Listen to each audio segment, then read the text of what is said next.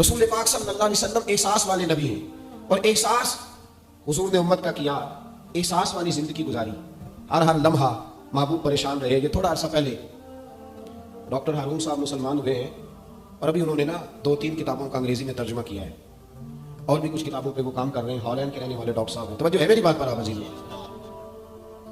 Doctor صاحب کہتے ہیں کہ میں نے یہ سنا تھا کہ مسلمان دہشت گرد ہیں، یہ بم بلاسٹ کرتے ہیں، تو میں جہاں لفظ اسلام آتا تھا نا، وہاں سے میں تھوڑا پچ جاتا تھا، پیچھے ہٹ جاتا تھا۔ لیکن میرے مزاج کے اندر یہ بات شامل تھی کہ میرے اندر اللہ نے بڑا انسانیت کا جذبہ رکھا ہوا تھا، تو میں ایک تنظیم قائم کر رہا تھا۔ میرا خیال تھا کہ ایک ایسی جماعت بناؤں کہ جو پوری دنیا کے اندر اسلام، توجہ ہے میرے عزیزوں کی؟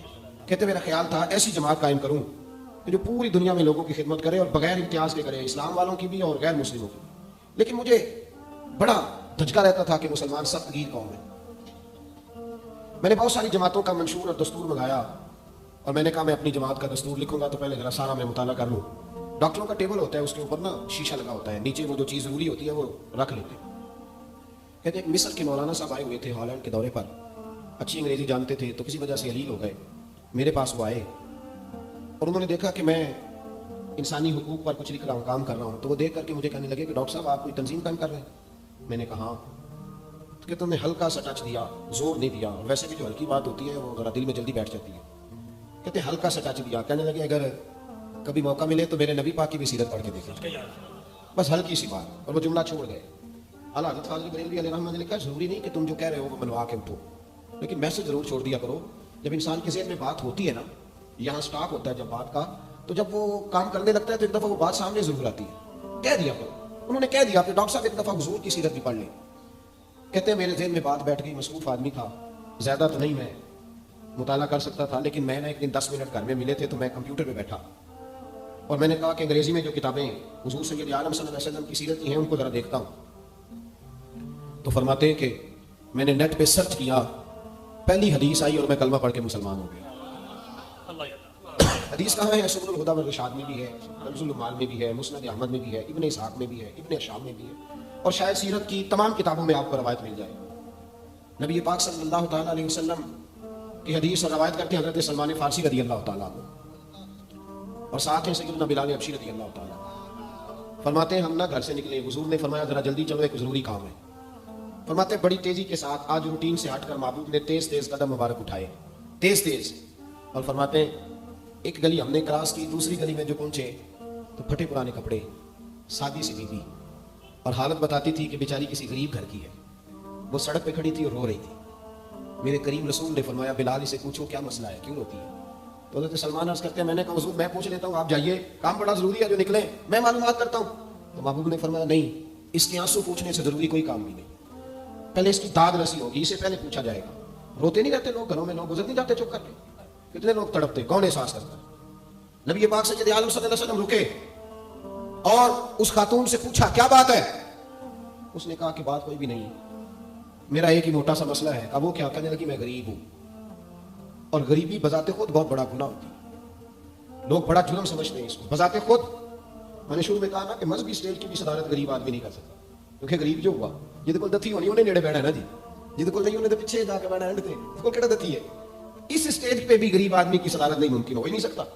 میرے رسول پاک سید عالم صلی اللہ تعالیٰ علیہ وآلہ وسلم نے فرمایا پہلے اسے پوچھو کیا مسئلہ ہے؟ کہنے لگی میں غریب ہوں، بوڑھی ہو گئی ہوں، ساری زندگی غلامی میں گزاری ہے، تیل لینے آئی تھی 5 دینار کا، بوتل میں تیل بھروایا ہے، اور اب بوڑھی ہوں نا تو کمر درد کرتی ہے، پیر پیچھے موڑا ہے تو میں گری ہوں، تیل زمین پی گئی ہے، اب زمین تو واپس نہیں کرتی، لیکن واپس جاؤں گی تو ایک یہودی عورت کی ملازمہ ہوں، وہ درے سے مارے گی، کھال ادھیڑ دے گی، میں بڑی پریشان ہوں، اب نہیں مار کھائی جاتی، ہڈیاں بوڑھی ہیں، قربان جاؤں۔ حضرت بلال کو حضور نے حکم دیا، فرمایا دوڑ کے گھر جا 5 دینار لا۔ فرماتے ہیں 5 دینار لائے، تیل خرید کے دیا، تو پھر رونے لگی۔ فرمایا آپ کیوں روتی ہے؟ اس نے کہا بتایا نا غریب ہوں، غریب کا جرم کوئی نہیں ہوتا، لیکن پیس دیا جاتا ہے، پھر بھی مار تو اب بھی پڑے گی، اب کیوں پڑے گی؟ تو اس کہنے لگی محبوبہ مار اس لیے پڑے گی کہ دیر سے کیوں آئی ہے۔ تو میرے کریم رسول اور وہ بی بی بزرگ بھی آئے ہیں مدینہ طیبہ، امام یوسف صالح فرماتے ہیں ابھی آئے تھے حضور، سبل الہدیٰ والرشاد کے مصنف کہتے ہیں ابھی آئے تھے نبی پاک، وہ جانتی بھی نہیں تھی۔ تو سید عالم صلی اللہ تعالیٰ علیہ وسلم نے فرمایا اچھا مار پڑے گی؟ کہا ہاں۔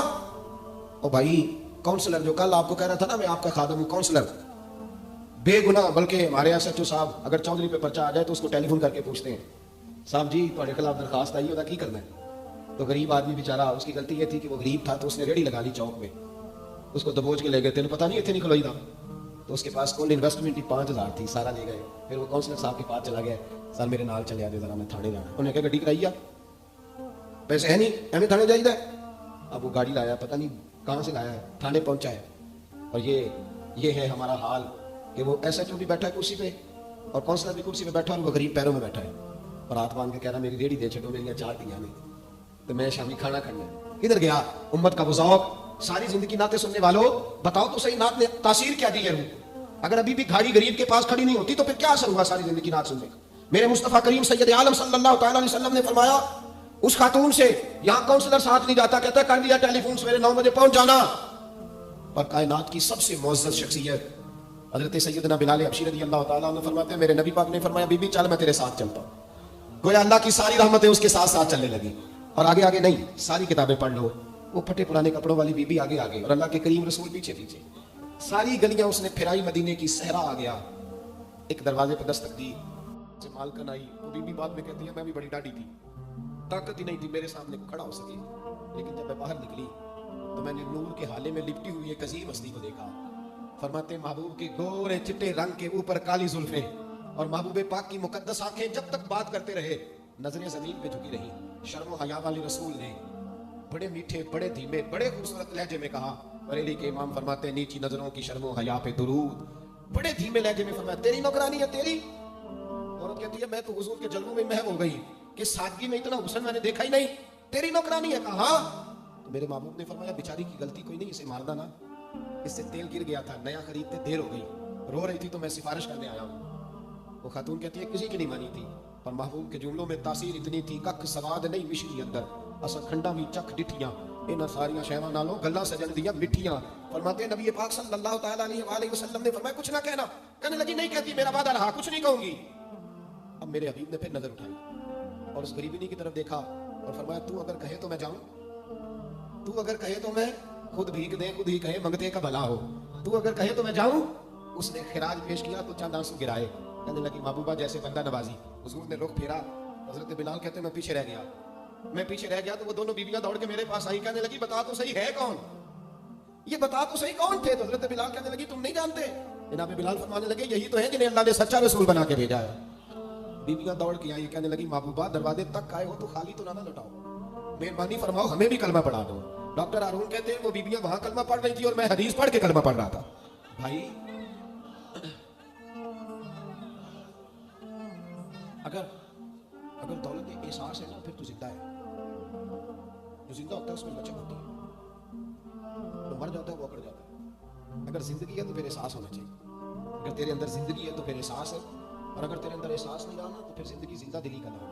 مردہ دل کیا خاک جیا کرتے, احساس سے محبت پیدا کرتے. تھوڑا سا دائیں بائیں بھی دیکھیں, تھوڑا پلٹ کر بھی دیکھیں کہ کہیں آپ کی ضرورت تو نہیں.